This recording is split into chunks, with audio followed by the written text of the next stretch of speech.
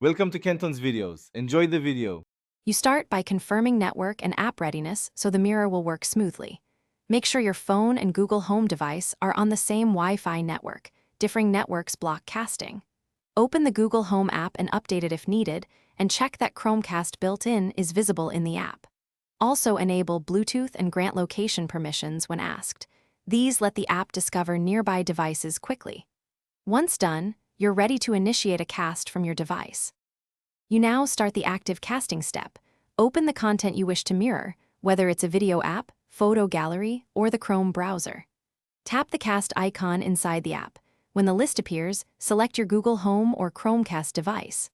On Android, choose Screen Cast for a full device mirror. On a laptop, use Chrome's Cast Desktop or Cast a Tab.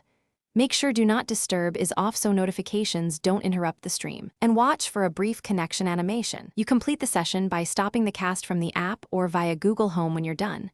This frees bandwidth and returns devices to normal. If you experience lag, pixelation, or dropped audio, first move the phone and Google Home closer to the router, then restart the router and the casting device. This resolves most bandwidth or handshake problems. If issues persist, restart the Google Home or perform a device reset as a last resort. One quick troubleshooting tip: reboot. Thanks for watching. Consider subscribing if we helped you.